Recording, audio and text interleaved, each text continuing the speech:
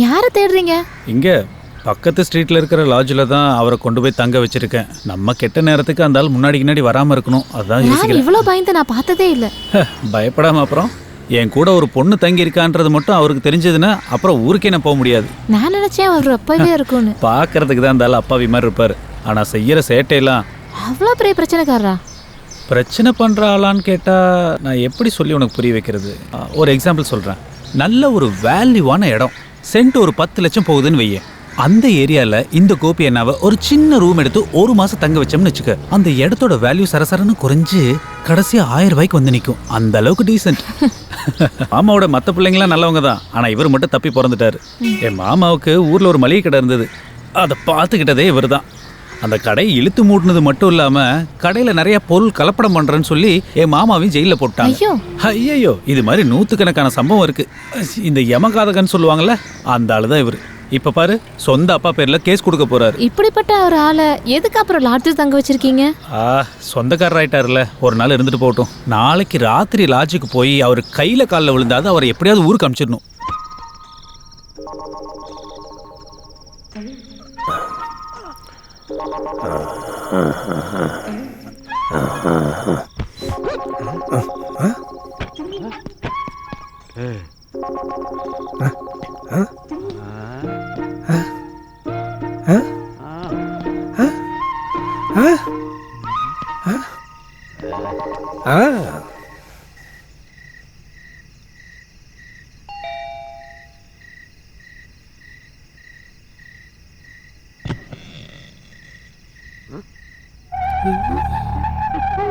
ஐயோ, பேய்!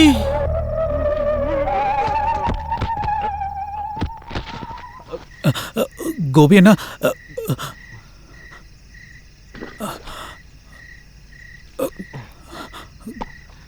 கோபி அண்ணா, கோபி அண்ணா, பயப்படாதீங்கண்ணா, நான் தான் பேய். பேய் மொட்டை மாடிக்கெல்லாம் வராது. என்ன நடந்துச்சுன்னு சொல்லுங்க. நான் பெல் அடிச்சேன் நினைச்சேன். ஆனா முடிய விரிச்சு போட்டு முன்னாடி நிக்கிறா. 2 சைடுல இருக்கிற பல்லு தொங்க விட்டுட்டு, ஐயோ அப்படி எனக்கு எதுவும் ஞாபகம் இல்ல ராமு. இதனால தானே உங்களுக்கு லாட்ஜில் ரூம் போட்டு தந்தேன். அந்த லாட்ஜில் அந்த பையன் அடிச்சுட்டான் ராமு. எதுக்கு? ஒரு சிக்கன் பிரியாணி வேணும்னு அவன் கிட்ட கேட்டேன். இந்த நைட்டு 12 மணிக்கு உனக்கு சிக்கன் பிரியாணி வேணுமாடான்னு அவன் கேட்டான். எனக்கு பசிக்குது, பிரியாணி வாங்கிட்டு வாடா அப்படின்னு சொல்லிட்டு அவனை லேசா தொட்டேன். அவன் கட்டில போய் விழுந்துட்டான். மண்டையில் அடிபட்டு ரத்தம் வந்துருச்சுன்னு சொல்லி என்ன அடியோடு அடிச்சிட்டான். இருந்தாலும் ராமு, எப்படி நீ இந்த பேய் கூட? அதனால தானே நான் வேற பிளாட் பாக்குறேன். வெளியில இருந்து யாராவது புதுசா வந்தாதான் இந்த பேய் ரொம்ப ஆட்டம் போடுது. சிட்டியில இப்படி பேய் இருக்குன்னு கொஞ்சம் கூட எதிர்பார்க்கல. ஐயோ, இப்ப சிட்டியில தான் நிறைய பேய்ங்க இருக்கு. கிராமத்துல இருக்கிற இந்த மந்திரவாதி எல்லாம் பேயை விரட்டி விரட்டி அங்க இருந்த பேயெல்லாம் இங்க வந்துருச்சு. ஓ, அதான் எனக்கு தெரியாம போச்சா? இப்ப புலிவால பிடிச்ச மாதிரி ஆயிப்போச்சு. ஊருக்கு போலாம் நினைச்சு கையில காசும் இல்ல, அங்க ஒரு சென்ட் இடமும் இல்ல. ஈஸ்வரா கடவுளே, எங்க அப்பாவுக்கு நல்லது நடக்கணுமே. இருந்தாலும் அந்த துஷ்ட கோபி அண்ணா, மத்ததெல்லாம் நம்ம காலையில பேசிக்கலாம். நீ முதல்ல தூங்கு. போ தூங்கு.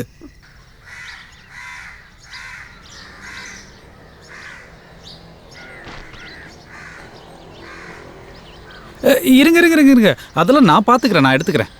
இந்தாங்க, நீங்கள் சீக்கிரம் இங்கேருந்து கிளம்புங்க. காலையில் எழுந்து பார்க்கும்போது அந்த பேய் பாத்ரூமில் நிற்கிது.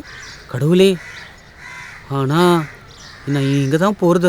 ஊருக்கே போயிடுங்க. இந்தாங்க. இது பணமா? எங்கள் அம்மாவுக்கு ஒரு லெட்ரு. ஊரில் எங்களுக்கு இடம் இருக்கிறது தெரியும்ல, அதில் கொஞ்சம் உங்களுக்கும் தர சொல்லி அம்மாவுக்கு லெட்டர் எழுதியிருக்கேன். கொஞ்சம் சொல்லும்போது ஒரு ஏக்கரா கிடைச்சா நல்லா இருக்கும்.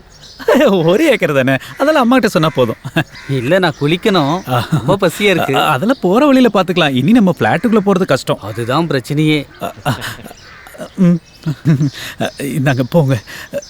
இல்லன்னா போங்க. என்ன உள்ள ஒளிஞ்சது. இங்கிருந்து பழனிக்கு மதுரைக்கு தான் போறேன். வேண்டிக்கிறேன். சந்தோஷம்.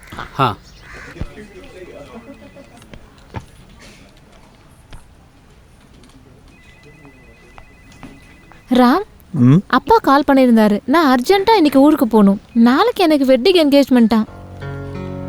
ஏற்கனவே முடிவு பண்ண கல்யாணம் தான். அப்பாவோட ஒரு க்ளோஸ் ஃப்ரெண்டோட பையன். அவங்க எல்லாம் காலையிலே வந்துருவாங்களாம். அதுக்கு முன்னாடி போகணும். ட்ரெயின்ல டிக்கெட் இல்ல. 4:30 மணிக்கு ஒரு பஸ் இருக்கு, அதுல ரிசர்வ் பண்ணிட்டேன். அதெல்லாம் சரி. ஆனா கல்யாண விஷயத்துல கொஞ்சம் யோசிச்சு தானே நம்ம முடிவெடுக்கணும். அப்பாவோட விஷயம் எல்லாம் அப்படிதான். First obey and then command. நான் ஒன்னும் அவர்கிட்ட எதுவும் சொல்ல முடியாது. 3:30க்கு நான் ஃபிளாட்ல இருந்து கிளம்புவேன். அதுக்கு முன்னாடி நீங்க வந்தா நல்லா இருக்கும். எனக்கு சில பொருட்கள்லாம் வாங்கணும். நீங்க வருவீங்கல்ல? நான் வந்துடுறேன் 3:30க்கு முன்னாடி. ஓகே, பாய். வேலையை ஸ்டாப் பண்ண முடியாது. இல்லைனாலும் சிமெண்ட் செங்கல்லாம் தலையில தூக்கியாவது வேலை நடந்தே ஆகணும். Sir, local லேபர்ஸை கூப்பிடேன்டா. மெக்கானிக்கை நான் இப்பவே அனுப்புறேன். Okay sir.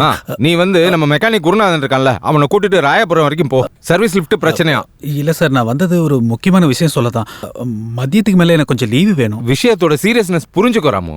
1/2 மணி நேரம் வேலை நின்னுச்சுன்னா எவ்வளவு நஷ்டம் வரும் நான் உனக்கு சொல்லி தரணுமா? Sir please. No, do what I சே.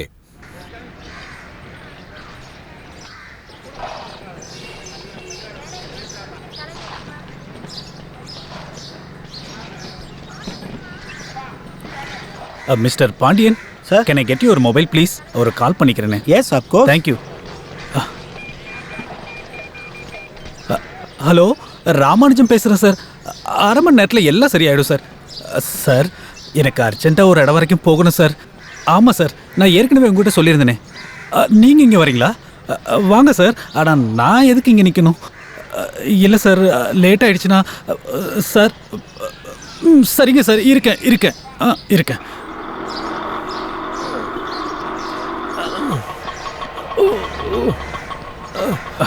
இந்த உங்க ஒய்ஃப் இப்பதான் கிளம்புனாங்க. உங்களை காணமேன்னு சொல்லிட்டு இவ்வளவு நேரம் வெயிட் பண்ணாங்க. கிளம்பி போயிட்டாங்களா? இப்போதான் போறாங்க. நீங்க ஊருக்கு போலையா? இல்ல, எனக்கு ஒரு முக்கியமான விஷயம் பேசணும். நான் பஸ் ஸ்டாண்ட்ல போய் பார்த்துக்கிறேன். ஆட்டோ இங்க தான். இந்த லெஃப்ட் கட் பண்ணி உள்ள போ. பஸ் ஸ்டாண்டுக்குள்ள போ. நிப்பாட்டு.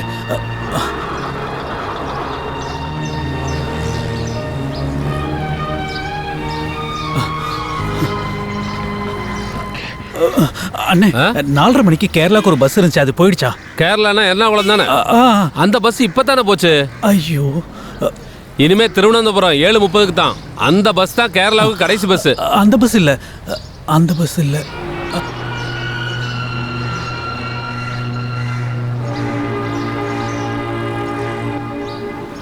சங்கரா, இப்போ வண்டி ஓடிக்கிட்டு இருக்குன்னு வச்சுக்கோங்க. வச்சுக்கிட்டேன். இப்போ ஸ்பீடு 40க்கு மேலே போகுது. 4th கியர் போடுங்க. 40க்கு மேலே போச்சுன்னு நான் எப்படி தெரிஞ்சுக்குவேன்? அப்படியே ஒன்று போட்டேன்னா பாரு. எங்கள் அப்பாவோட வயசாகுதுன்னு பார்க்குறேன். வண்டி ஓடிக்கிட்டு இருக்கும்போது பின்னாடி திரும்பி பார்த்தா எங்கேயாவது போய் மோத மாட்டேன். அதான் இந்த வண்டி இப்போ ஓடலையே. வண்டியை 4th கியரில் போடு. ஐயோ, இது 4th கியரா? இல்லையே, இது 1st கியரு. 3லேருந்து ஸ்ட்ரைட்டாக 4 பேக்கு போடியா. அது இல்லை, மாஸ்டர் கோவப்பட்டது தெரியாம. எதுக்கியா சங்கர் இந்த மாதிரி தேவையில்லாமல் என்னோட பிளட் ப்ரெஷரை அதிகமாக்குற? இது ஓடுற வண்டியா இருந்ததுன்னா. ஓடுற வண்டியில சரியா வராததுனால உன்னை மறுபடியும் இந்த பொட்டியில உட்கார வச்சிருக்கேன். இல்ல உனக்கு இப்படி படுத்துட்டு போற பொட்டி வேணுமா? முதல்ல உனக்கு அங்கங்க இருக்கிற மூளை கொஞ்சம் தலைக்கு வரட்டும். இங்க இருக்கிற மூளை இங்க வரட்டும், இங்க இருக்கிற மூளைலாம் இங்க வரட்டும். என்ன படுத்தி தொலைக்கிறான்.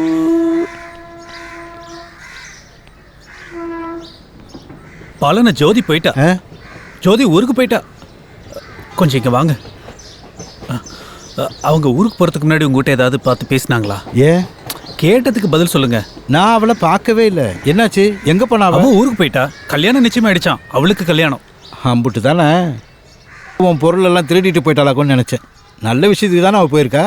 இருந்தாலும் உங்ககிட்ட ஒரு வார்த்தை கூட சொல்லாம தானே அவ போனா. கொஞ்சம் யோசிச்சு பாருங்க. நம்ம எல்லாம் ஒரே குடும்பம் மாதிரி தானே இருந்தோம். சாயந்தரம் 4:30 மணிக்கு தான் பஸ். அதுக்கு முன்னாடி நான் ஃபிளாட்டுக்கு வந்துடுறேன்னு தான் சொன்னா. நான் கொஞ்சம் லேட்டா வந்தது உண்மைதான். இருந்தாலும் ஒரு வார்த்தை முன்னாடி என்கிட்ட சொல்லியிருந்தா நைட் ட்ரெயினுக்கு நானே தட்கல் டிக்கெட் புக் பண்ணி கொடுத்துருப்பேன்ல. கல்யாண விஷயத்தெல்லாம் கடைசி நேரத்தில் சொல்லுவாங்க. இதுவா அவங்க கொடுக்குற மரியாதை? அது எதுக்கு நீ உன்னுடைய கார்பரேட்டர் இவ்வளோ ஹீட் ஆக்குற? இல்லை, நான் ஆமாம், நீ விஷயத்துக்கு வாடா. அதாவது எனக்கு கொஞ்சம் கவலை இருக்குண்ணா. நம்ம 2 பேரோட சொந்த குடும்பத்தில் ஒரு பொண்ணாக தானே ஜோதி நம்ம பார்த்தோம். நான் அப்படியெல்லாம் பார்க்கல. நீ அப்படி பார்த்தியா? உன் பிரச்சனை என்னன்னு முதல்ல என்கிட்ட சொல்லு. காதலா? சொல்லுடா. இந்த மாதிரி பலனா நான் உனக்குள்ளே இருந்த பயத்தினால நீ இந்த விஷயத்த அவகிட்ட சொல்லலை. அவளும் கிளம்பிட்டா. அதெல்லாம் உண்மை. ஒரு மண்ணு இல்லை. பெரிய சைக்காட்டிஸ்ட்னு நினப்பு. கொஞ்சம் நிம்மதி கிடைக்கும் தான் இங்கே வந்தேன். ஒரு நிமிஷம் நில்லு ராமு. தேவையில்லை. டேய் நில்லுடா. ஒண்ணும் வேண்டாம்.